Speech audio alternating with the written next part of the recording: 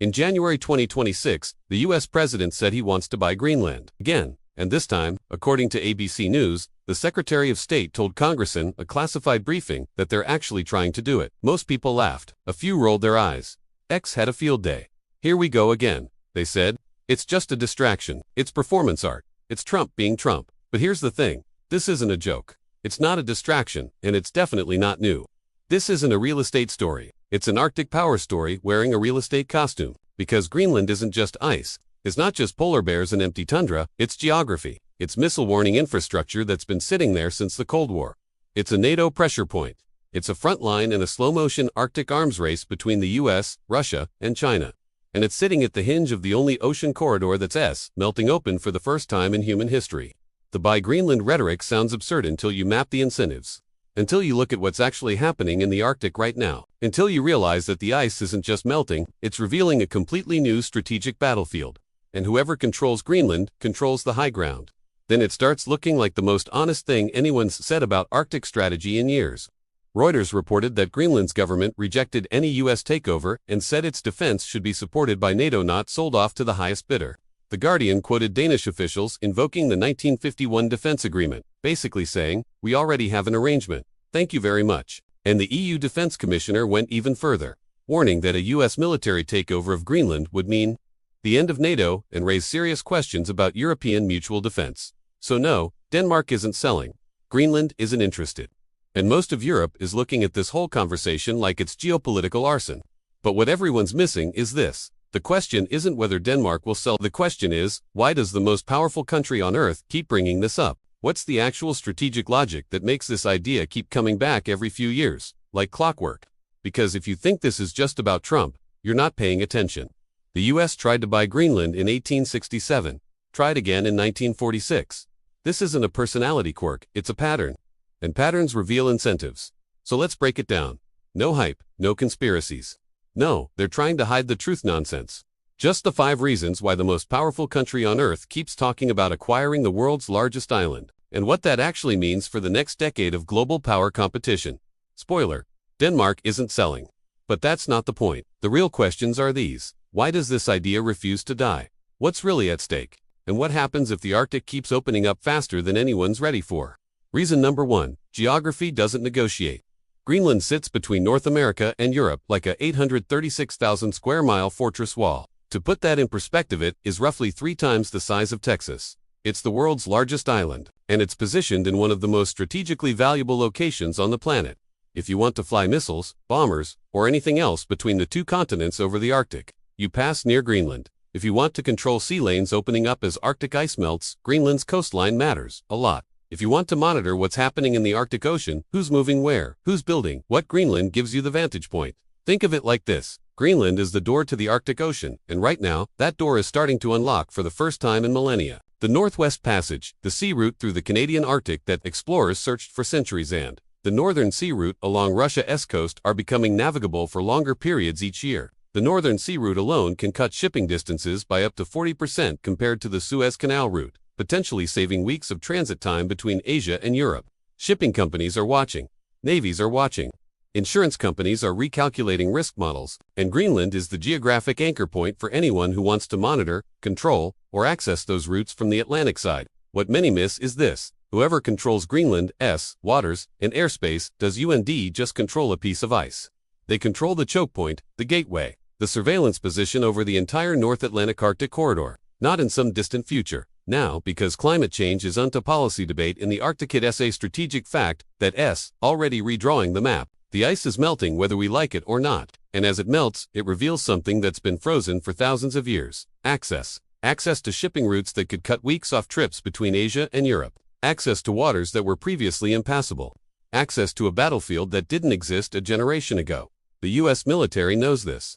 The Pentagon has been publishing Arctic strategy documents for years, warning that the region is becoming a zone of great power competition. Russia knows this. They've been building Arctic bases, deploying icebreakers, and claiming extended continental shelf territory.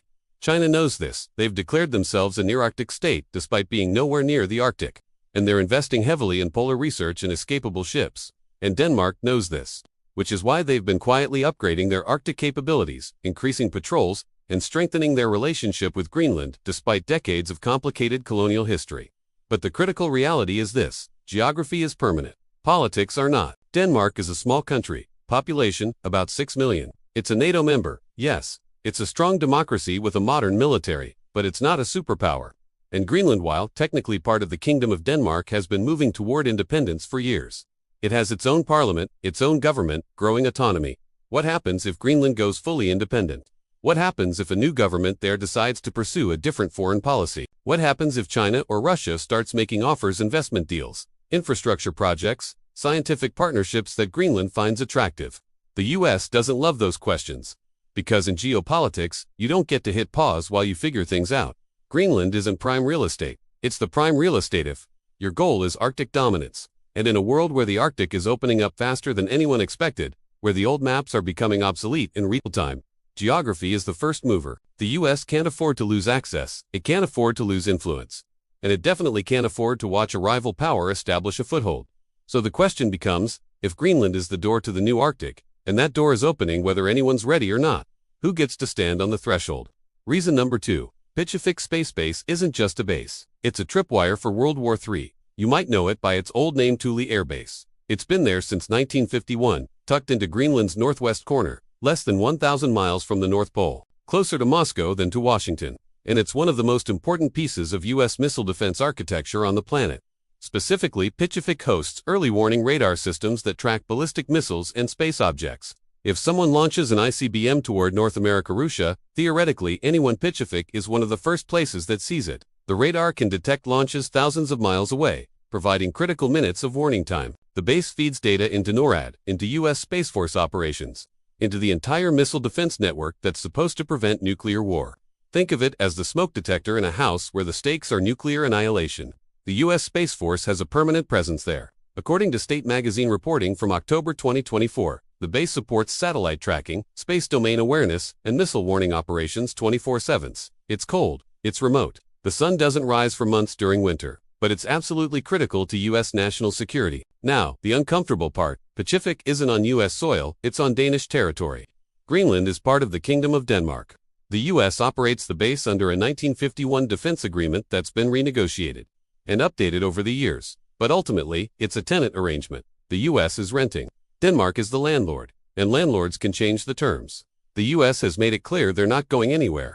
In 2022, the Pentagon awarded a massive $3.95 billion maintenance contract to secure the base's operations for the next decade. That S, not the budget of a tenant planning to leave, that S, the investment of a power digging in for the long haul. More infrastructure, more satellite tracking capability, deeper integration into the U.S. missile defense architecture as Arctic tensions rise. The base might need to handle more traffic, more missions, more capability as the Arctic becomes more contested. However, a major challenge remains. As Arctic tensions rise, so does the political sensitivity around foreign military bases. Greenland has been moving toward greater autonomy from Denmark for decades. It has its own parliament, its own prime minister, its own foreign policy ambitions, and there is a growing independence movement that asks hard questions about why a foreign power should have a massive military installation on Greenlandic soil. If Greenland goes fully independent from Denmark, what happens to the base? Does the U.S. renegotiate with a new government that might have very different priorities? Does Greenland decide it doesn't want to be the tripwire in a great power conflict? Does China or Russia start making alternative offers, investment infrastructure, diplomatic support in exchange for access or influence? These aren't hypothetical questions. They're active concerns in Washington. Because in the middle of a nuclear crisis, you don't want to be figuring out lease negotiations. Crucially, missile warning systems only work if they're always on, always watching, always feeding data into the decision-making process that determines whether the world ends or not. You can't have a gap. You can't have uncertainty. You can't have a situation where the political status of the territory changes and suddenly your early warning system is in jeopardy. The U.S. military wants certainty, not a lease that expires, not a handshake deal that could shift if Denmark's politics change or if Greenland's independence movement gains momentum. Not a treaty that depends on the goodwill of a small nation that might have very different strategic priorities in 10 years. It wants control, or something close to it. Now, to be clear, Denmark and Greenland have been reliable partners. The 1951 agreement has held for over 7 decades. There's no immediate crisis. But strategy isn't about immediate crises, it's about preventing future ones. And from a Pentagon perspective, the question isn't whether Denmark is trustworthy today. It's whether the US can guarantee access to Pacific 30 years from now, 50 years from now, in scenarios where the political landscape has completely changed, and in Washington, probably isn't good enough when the stakes are nuclear war. So the question becomes, if you can't own the land, can you really secure the tripwire? And if that tripwire fails, what happens when the smoke detector goes dark? Reason number 3, NATO is fracturing, and Greenland is the fault line. On January 12, 2026, the EU Defense Commissioner said something that should have made headlines everywhere. He said that if the US tries to take over Greenland militarily, it would mean the end of NATO. Not a strain on NATO. Not a complication. The end. NATO, the most successful military alliance in history, the cornerstone of Western security for 75 years, could collapse over Greenland. Why? Because Greenland is Danish territory. Denmark is a NATO member, and NATO's entire foundation rests on Article 5. An attack on one member is an attack on all. However, the geopolitical reality is complex. What happens when one NATO member wants to acquire territory from another NATO member? Not through invasion, obviously, but through pressure, negotiation, or some kind of transaction that Denmark doesn't want. Does Article 5 apply? Does the EU Mutual Defense Clause kick in? Do European nations have to choose between their alliance with the US and their alliance with Denmark? And what happens to NATO if its most powerful member is essentially coercing one of its smaller members? These are the kinds of questions that don't have good answers, because they expose the uncomfortable truth. NATO works when there's a common external threat. It gets very complicated when the threat comes from inside the alliance. What makes European capitals nervous is the pattern. The US is increasingly willing to act unilaterally. We've seen it with trade policy. We've seen it with climate agreements. We've seen it with military deployments. The post-World War II consensus that the US leads a rule-based international order has been eroding for years. And now we're seeing it with Greenland. The message from Washington, intentional or not, is, we want this. We think it's strategically necessary. And we're not asking for permission. Europe remembers how this went last time. In 2019, when President Trump first floated the idea of purchasing Greenland, Danish Prime Minister Mette Frederiksen called it absurd. Trump canceled a state visit to Denmark in response. It triggered a diplomatic crisis that took months to repair. Now 7 years later, the idea is back, but this time, it's not just rhetoric. The U.S. State Department has appointed its first-ever ambassador AIT2 for Arctic Affairs, Michael Sfraga, to institutionalize Arctic strategy. This isn't a presidential whim anymore. It's policy infrastructure. That's a problem for Europe, because if the US can pressure Denmark over Greenland, what stops it from pressuring other allies over other strategic assets? What happens to the principle of sovereignty? What happens to the idea that NATO protects its members from external coercion? If the biggest member is the one doing the coercing, Reuters reported that Greenland's government said its defense should be supported by NATO, not bypassed by unilateral US action. The Guardian quoted Danish officials invoking existing defense agreements, essentially saying, we already have a framework. Work within it. But the Trump administration's public statements suggest they're not interested in working within existing frameworks. They want ownership. They want control. They want to remove the uncertainty. And that puts Europe in an impossible position. If they support the US, they undermine their own principles about sovereignty and territorial integrity, the same principles they invoke when Russia does something similar. If they oppose the US, they risk fracturing the alliance that guarantees their security against Russia. There's no good option, just bad ones and worse ones. Now, let's be clear, nobody thinks the US is going to invade Greenland. That's not on the table. But pressure comes in many forms: economic incentives, defense commitments, strategic partnerships. The implication that if Denmark doesn't cooperate, maybe US support for European security becomes less reliable. It's soft power, it's leverage, and it works. Until it doesn't, until the smaller ally decides that sovereignty matters more than partnership, until other allies start wondering if they're next. Crucially, the challenge extends beyond Greenland itself. This is about what kind of alliance NATO is going to be in the 21st century. Is it a partnership of equals, bound by shared values and mutual respect? Or is it a hierarchy where the most powerful member gets what it wants and everyone else adjusts? European leaders know that if they give ground on Greenland, they're setting a precedent. And precedents in international relations are everything. So the question isn't just whether Denmark sells Greenland. The question is, what happens to NATO if this keeps being pushed? And can the alliance survive a member state trying to acquire another member's territory? The EU Defense Commissioner already gave his answer. Before we go further, if you're finding this useful, consider subscribing. This is the kind of analysis you won't find in a headline, and there's a lot more coming. Now, let's talk about the neighbors who are watching all of this very carefully. Reason number 4. Russia and China are already there, and they're not leaving. While everyone's been focused on whether the US wants to buy Greenland, Russia and China have been quietly building their own Arctic presence. Not through purchases, through presence, investment, and long-term strategic positioning. Let's start with Russia. They have the longest Arctic coastline of any nation, thousands of miles, and they've been treating the Arctic as their backyard for decades. They've built or reopened at least 6 major military bases along their northern coast.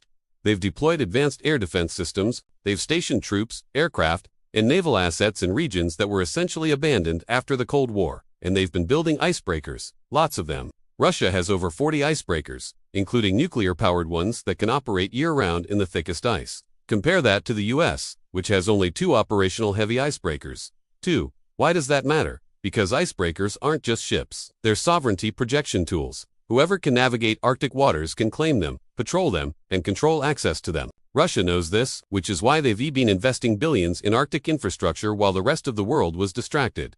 But the more concerning development is China. China is not an Arctic nation. Beijing is closer to the equator than to the Arctic Circle, but China declared itself a near-Arctic state in 2018 and published an Arctic policy that talks about building a polar Silk Road.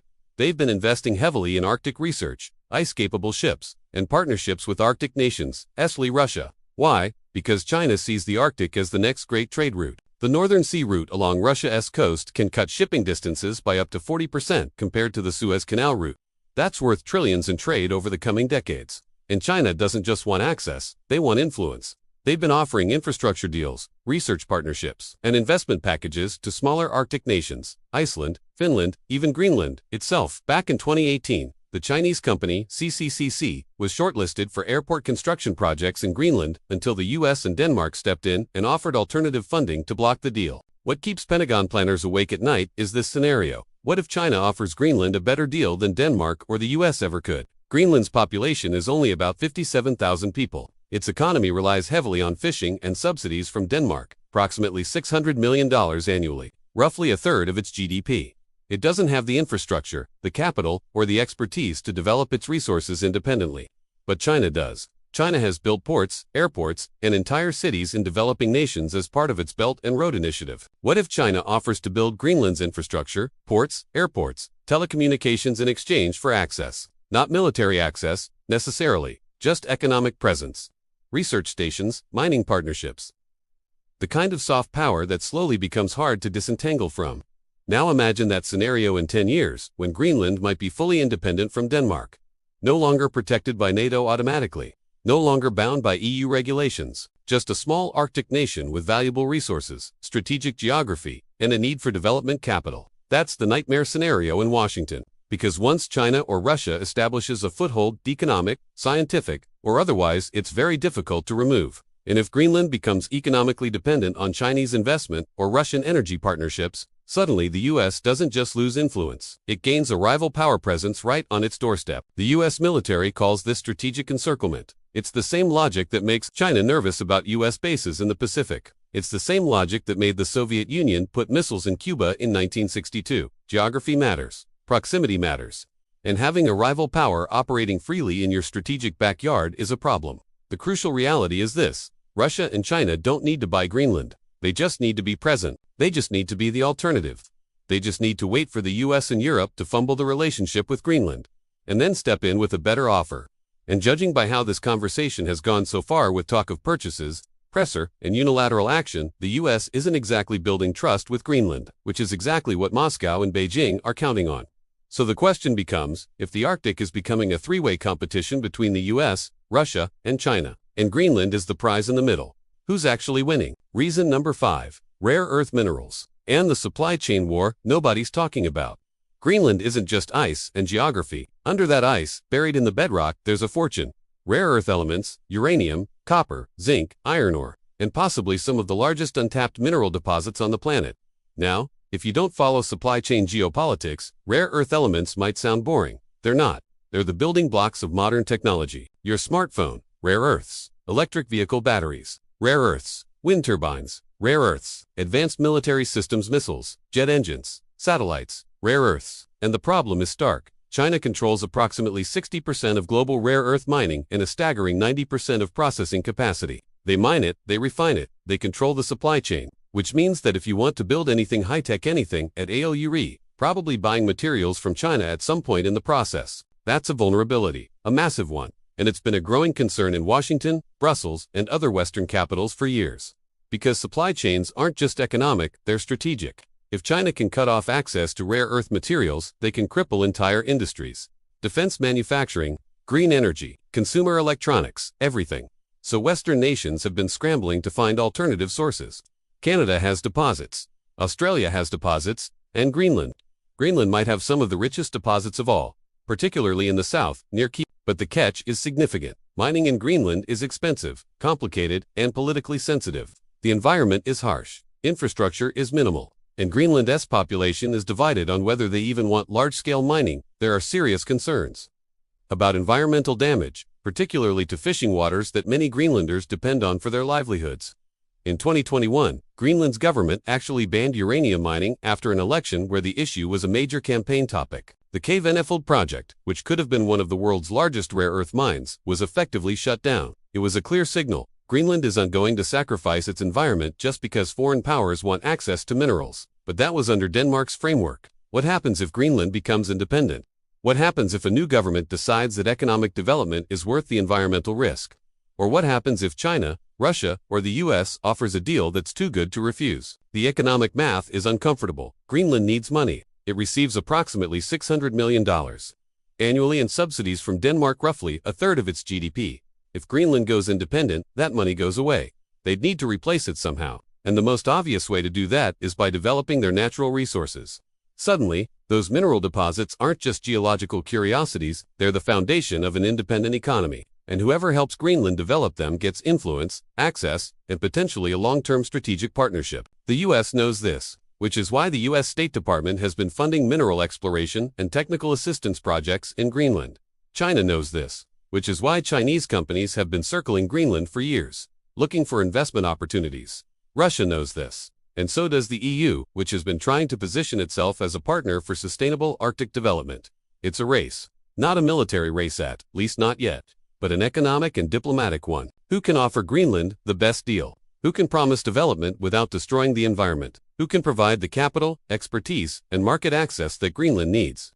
The strategic reality is clear. Rare earth supply chains take decades to build. You can't just open a mine and start shipping materials tomorrow. You need infrastructure, refineries, processing facilities, transportation networks, environmental permits, community buy-in. It's a long, slow process, which means that whoever starts building those relationships now, whoever invests in Greenland's future, earns their trust, and helps them navigate the challenges of resource development is going to have a massive advantage in the 2040s and beyond. And if that partner is China, then the US doesn't just lose access to Greenland's minerals. It hands China another piece of the global supply chain puzzle, making Western economies even more dependent on Beijing for critical materials.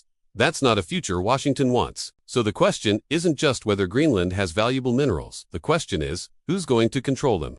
Who's going to finance their extraction? And who's going to benefit when Greenland finally starts tapping into its underground wealth?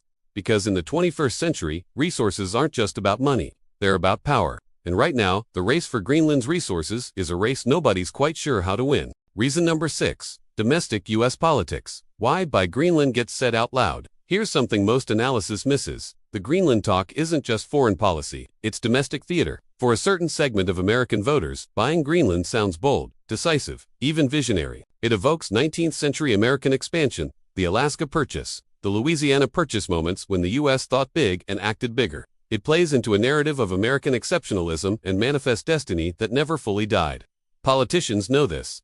Talking about acquiring Greenland makes headlines. It signals strength. It changes the conversation from complex geopolitical nuance to simple acquisition logic. We want it. We should get it. It also serves as a useful distraction. When domestic issues get messy, economic anxiety, political polarization, policy failures, nothing refocuses attention like an ambitious foreign policy proposal. It doesn't matter if it's realistic. What matters is the narrative it creates. But there's a deeper calculation. By publicly stating the desire to buy Greenland, the US normalizes the conversation. It shifts the Overton window. What seemed absurd in 2019 now feels almost routine in 2026.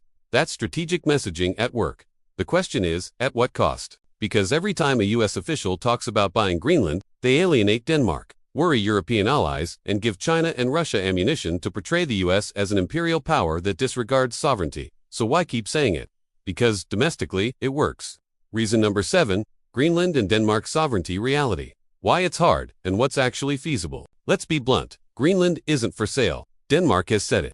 Greenland has said it. Repeatedly, Greenland is a self-governing territory within the Kingdom of Denmark. It controls its own domestic affairs, education, healthcare, resource management. Denmark handles foreign policy and defense. But Greenland has been moving steadily toward full independence for decades. The problem: economics. Independence means losing that $600 million annual subsidy from Denmark. Greenland would need to fund its own government, its own infrastructure, its own future. That requires economic development, mining, fishing, tourism, or some combination. So while Greenland won't be purchased, influence can be, investment can be negotiated, partnerships can be built, security arrangements can be expanded. The realistic scenario isn't the U.S. buying Greenland outright. It's the U.S. deepening its economic and military presence through agreements that give Washington what it actually wants: guaranteed access to Pacific expanded infrastructure investment, resource development partnerships, and strategic positioning against Russia and China. Denmark gets security guarantees. Greenland gets development capital. The U.S. gets control without ownership. That's the deal that might actually happen, not a purchase, a partnership. One that quietly achieves the same strategic goals without the diplomatic fallout. The question is, can the U.S. offer that deal before China does? Conclusion: what's really being bought here, and what happens next? So let's bring this together. The U.S. doesn't actually need to buy Greenland. What it needs is certainty. Certainty that Pacific stays operational. Certainty that China doesn't build the next generation of Greenland's infrastructure.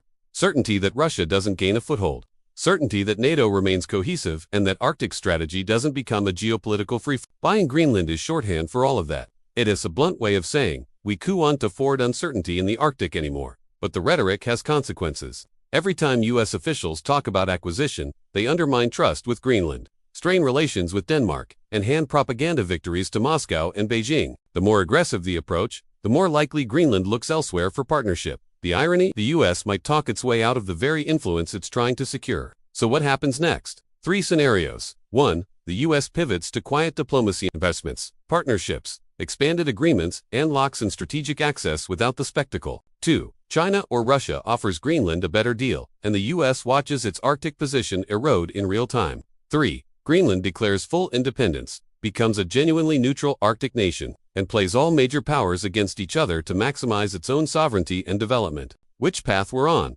that's still being decided. But one thing is certain: the Arctic isn't frozen anymore. Not the ice, not the politics, and definitely not the competition for Greenland.